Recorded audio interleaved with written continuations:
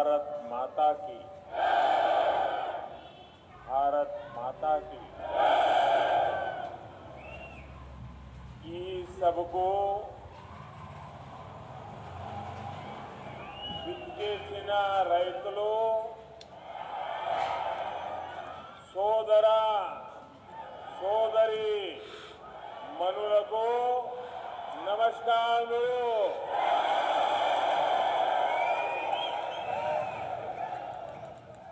तेलंगाना की governor doctor Tamilisai Soundararajan जी, केंद्रीय मंत्रिमंडल में मेरे सहयोगी श्री किशन रेड्डी जी, भगवंत खुबा जी, संसद में मेरे साथी पंडित संजय कुमार जी,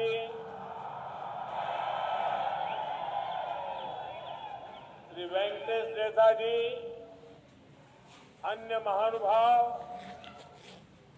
भाई और बहनों, रामागुंडम की धरती से पूरे तेलंगाना को मेरा आदरपूर्वक नमस्कार। और अभी मुझे बताया गया और मैं अभी टीवी स्क्रीन पर भी देख रहा था कि इस समय तेलंगाना की 70 विधानसभा क्षेत्रों में 70 असेंबली सेगमेंट में हजारों किसान भाई बहन वे भी इस कार्यक्रम में हमारे साथ जुड़े हुए हैं। मैं इन सभी किसान भाइयों बहनों को भी उनका स्वागत करता हूं, उनका अभिनंदन करता हूं।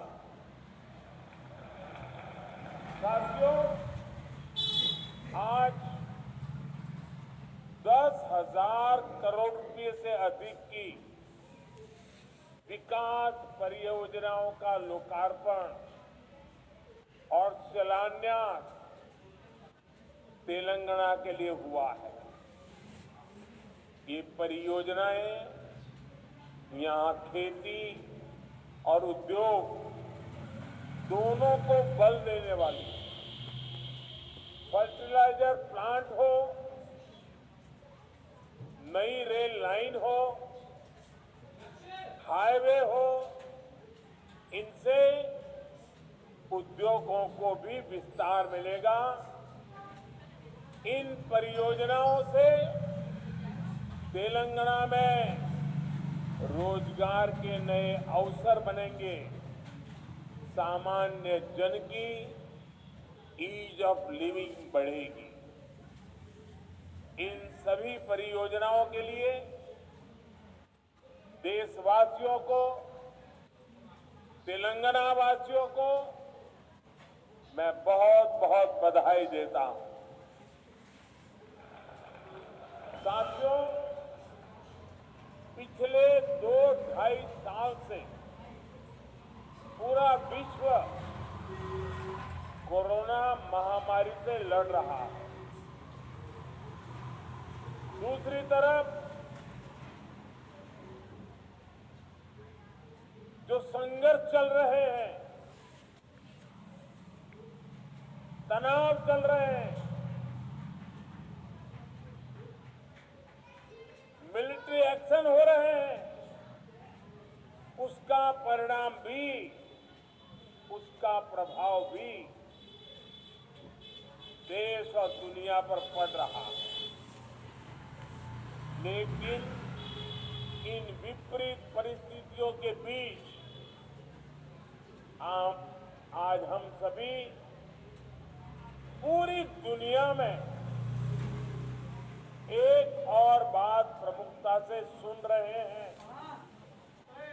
दुनिया के तमाम एक्सपर्ट कह रहे हैं कि भारत बहुत जल्द दुनिया की तीसरी सबसे बड़ी इकोनॉमी बनकर के उस दिशा में तेज गति से आगे बढ़ रहा है। सभी एक्सपर्ट ये भी कह रहे हैं कि जितनी ग्रोथ 90 के बाद 30 साल में हुई उतनी अब सिर्फ कुछ ही वर्षों में होने वाली। आखिर इतना अभूतपूर्व विश्वास आज दुनिया को, आर्थिक जगत के विद्वानों को इतना विश्वास आज भारत पर क्यों है? इसका सबसे बड़ा कारण है भारत में पिछले 8 वर्ष में हुआ बदलाव। पिछले 8 सालों में देश ने काम करने के पुराने तौर तरीके बदल डाले। इन 8 वर्षों में गवर्नेंस को लेकर सोच में भी बदलाव आया है, अप्रोच में भी बदलाव आया है।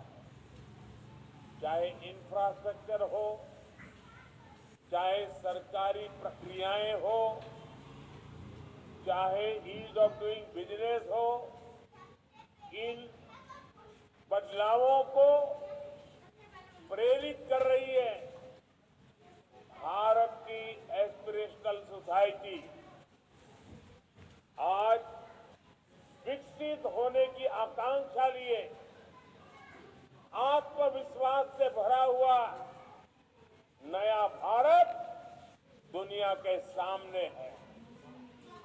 भाइयों और बहनों, विकास हमारे लिए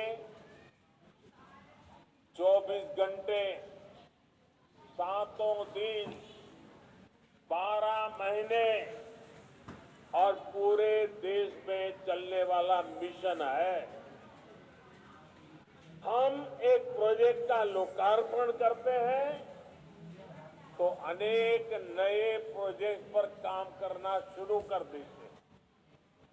ये हम आज यहां भी देख रहे हैं और हमारा ये भी प्रयास होता है कि जिस प्रोजेक्ट का शिलान्यास हो उस पर तेजी से काम हो और वो तेजी से पूरा हो।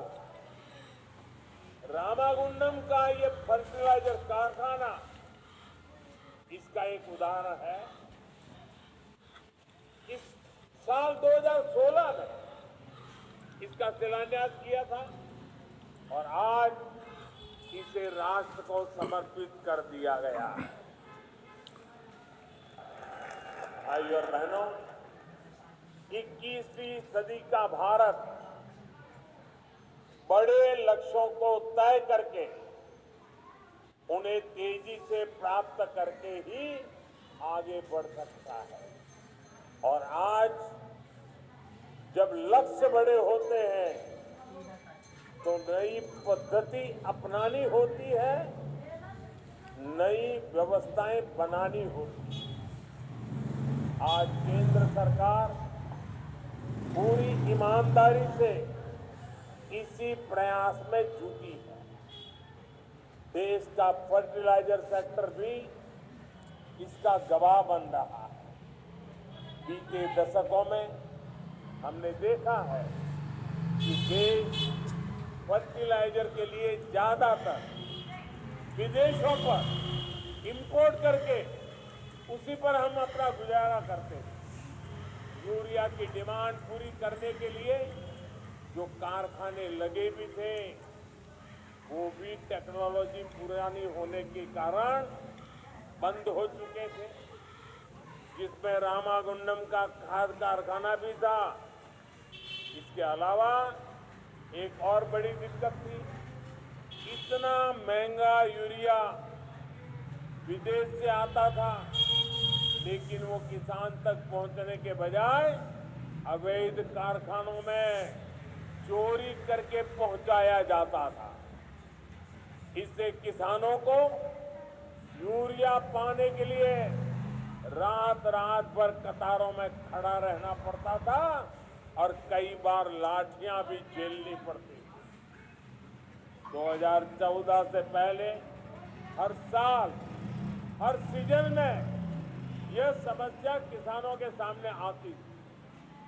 साथियों, 2014 के बाद केंद्र सरकार ने पहला काम ये किया कि यूरिया की 100% नीम कोटिंग कर दी।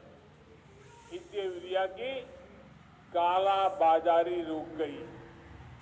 केमिकल की फैक्ट्री में जो यूरिया पहुंच जाता था वो बंद हो गया।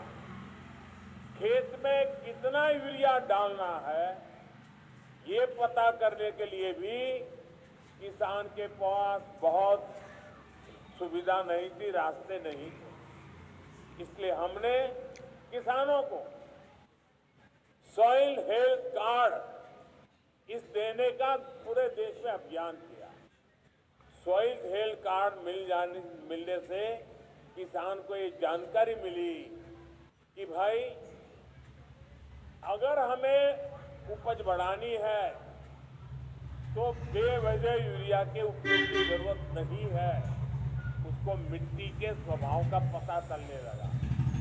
साथियों, एक बहुत बड़ा काम हमने यूरिया में आत्मनिर्भरता को लेकर शुरू किया।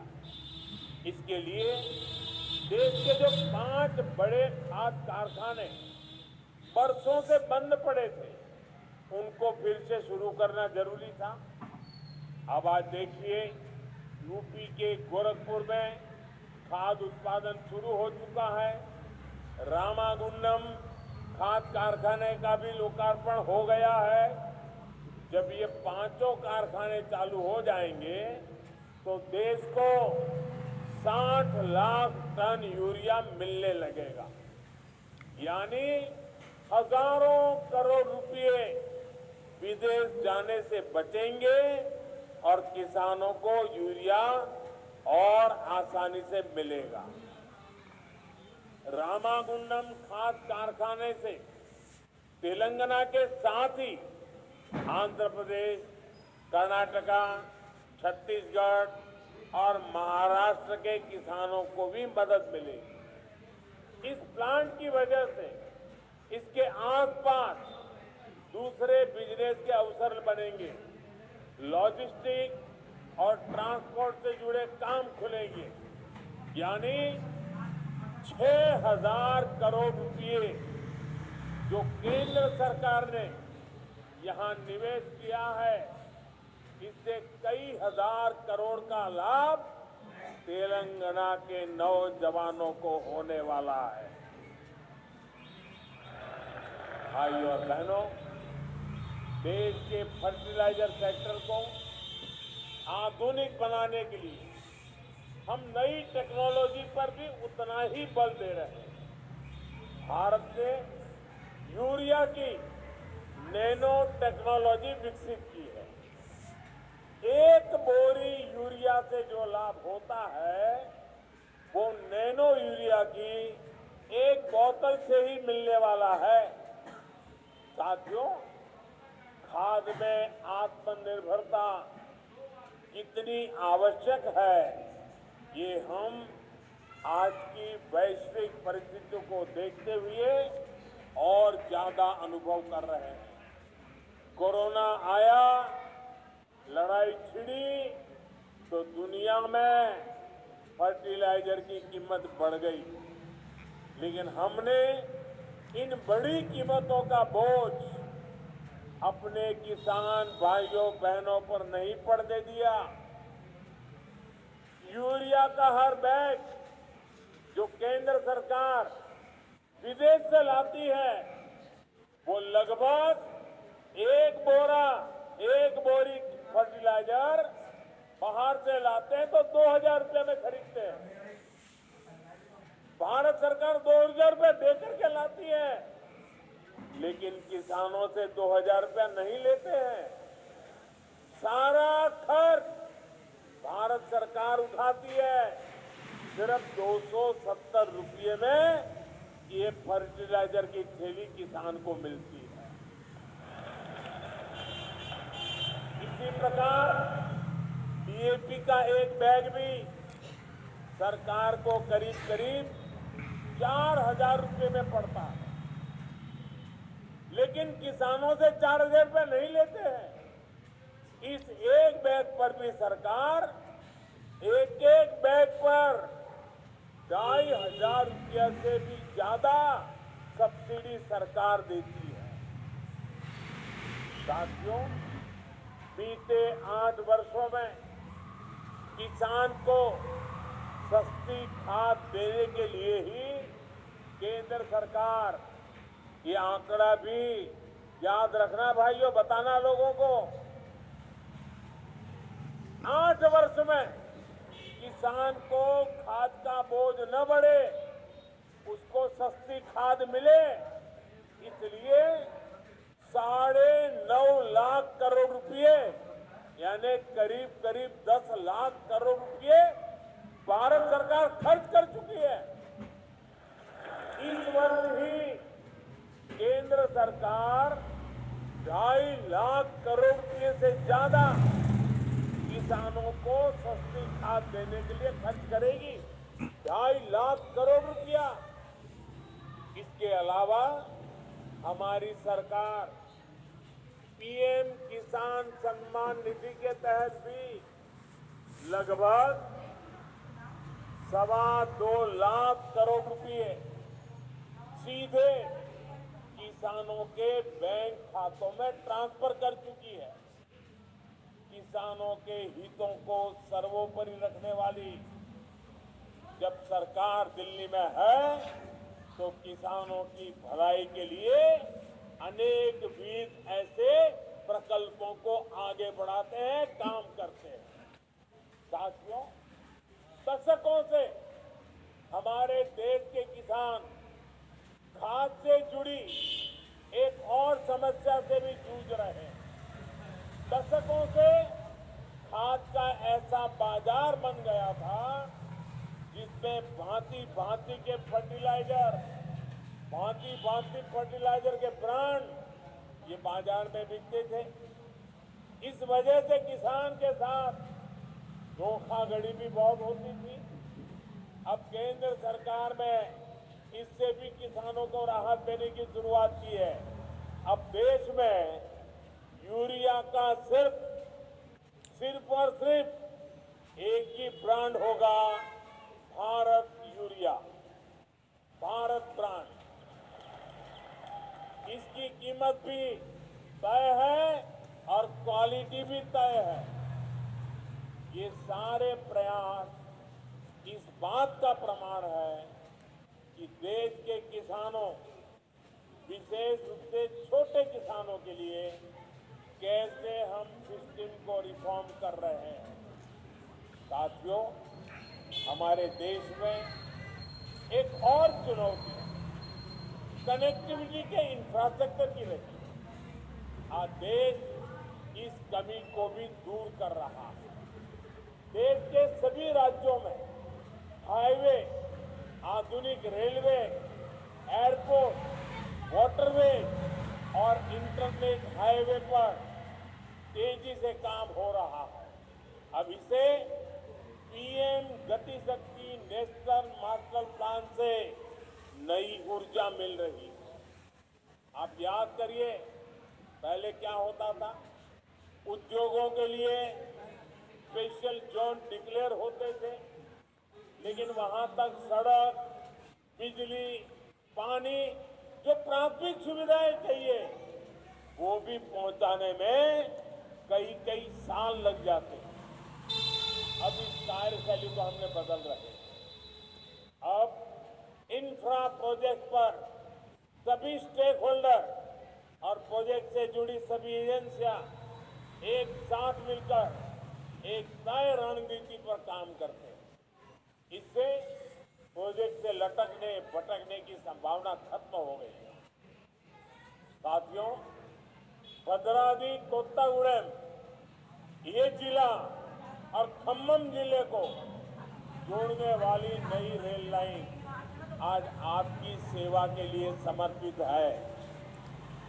इस रेल लाइन से यहाँ के स्थानीय लोगों को तो लाभ होगा ही, पूरे तेलंगाना को भी लाभ होगा। इससे तेलंगाना के बिजली सेक्टर को लाभ होगा, उद्योगों को लाभ होगा और नौजवानों के लिए रोजगार के नए अवसर बनेंगे। निरंतर प्रयासों के कारण 4 साल में ये रेल लाइन बनकर भी तैयार है और बिजलीकरण भी हो चुका है। इससे कोयला कम खर्च में बिजली कारखाने तक पहुंच पाएगा और प्रदूषण भी कम होगा। साथियों, आज जिन 3 हाईवे के चौड़ीकरण का काम शुरू हुआ है, उससे कोयला बेल्ट, औद्योगिक बेल्ट और गन्ना किसानों को सीधा लाभ होगा। यहाँ तो हल्दी की पैदावार बढ़ाने में भी हमारे किसान भाई बहन जुटे हुए हैं। गन्ना किसान हो, हल्दी पैदा करने वाला किसान हो, यहाँ सुविधाएं बढ़ेगी तो उनके लिए अपनी उपज का ट्रांसपोर्टेशन आसान होगा। इसी प्रकार कोयले की खदानों और बिजली कारखानों के बीच भी सड़क चौड़ी होने से सुविधा होगी, समय कम लगेगा। Hyderabad Warangal industrial corridor, Kakatiya mega textile park की चौड़ी सड़कों से कनेक्टिविटी इनका भी सामर्थ्य बढ़ाएगी। साथियों, जब देश विकास करता है, विकास के कार्यों में गति आती है, तो कई बार राजनीतिक स्वार्थ के लिए कुछ विकृत मानस वाले लोग, कुछ ताकतें अपना अफवाह तंत्र, रूमर्स, अफवाह तंत्र चलाने लगती है, लोगों को भड़काने लगती है। तेलंगाना में ऐसी ही अफवाहें आजकल सिंगारेणी कोयलरीज कंपनी लिमिटेड SCCL और विभिन्न कोल माइंस को लेकर उड़ाई जा रही है। और मैंने सुना है हैदराबाद से उसको हवा दी जा रही है, उसमें नए नए रंग भरे जा रहे हैं। मैं आज जब आपके बीच आया हूं तो मैं कुछ जानकारी आपको देना चाहता हूं, कुछ फैक्ट्स आपके सामने रखना चाहता हूं, कुछ तथ्य आपको बताना चाहता हूं।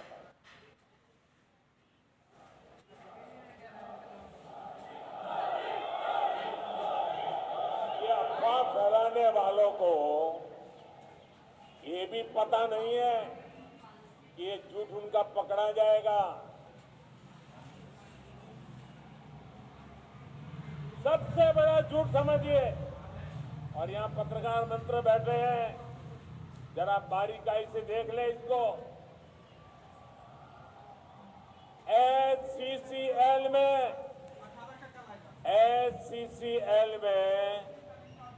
51% भागीदारी ये तेलंगाना की राज्य सरकार की है,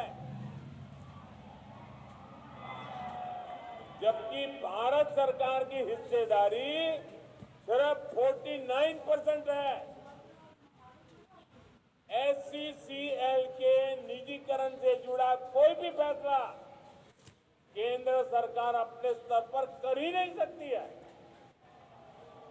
51% उनके पास है। मैं एक बार फिर दोहराऊंगा,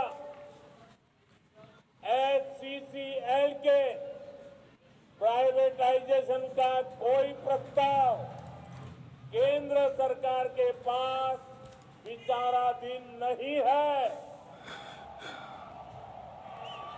और न ही केंद्र सरकार का कोई इरादा है।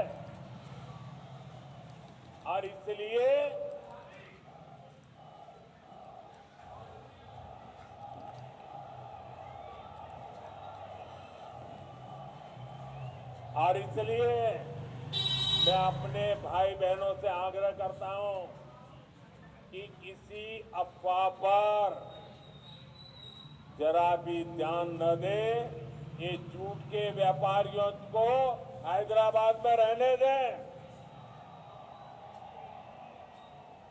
साथियों, हम सभी ने देश में कोल माइंस को लेकर हजारों करोड़ रुपए के घोटाले होते देखे। इन घोटालों में देश के साथ ही श्रमिकों, गरीबों और उन क्षेत्रों का नुकसान हुआ जहां ये माइंस थी। आज देश में कोयले की बढ़ती हुई जरूरत को देखते हुए कोल माइंस की पूरी पारदर्शिता के साथ नीलामी की जा रही है। जिस क्षेत्र से खनिज निकल रहा है उसका लाभ वहां रहने वाले लोगों को देने के लिए हमारी सरकार ने टीएमएफ यानी डिस्ट्रिक्ट मिनरल फंड भी बनाया है। इस फंड के तहत भी हजारों करोड़ रुपए राज्यों को रिलीज किए गए हैं। भाई और बहनों, हम सबका साथ, सबका विकास, सबका विश्वास और सबका प्रयास के मंत्र पर चलते हुए तेलंगाना को आगे बढ़ाना चाहते हैं। तेलंगाना के तेज विकास के लिए आप सभी का आशीर्वाद हमें मिलता रहेगा। इसी विश्वास के साथ फिर एक बार आपको ये ढेर सारे विकास कार्यों की बहुत बहुत बधाई। मेरे किसान भाइयों को विशेष बधाई। और इतनी बड़ी तादाद में आप लोग आए। हैदराबाद में कुछ लोगों को आज नींद नहीं आएगी। इतनी बड़ी तादाद में आने के लिए मैं आपका बहुत बहुत आभारी हूं। धन्यवाद। मेरे साथ बोले भारत माता के। दोनों मुट्ठी बंद करके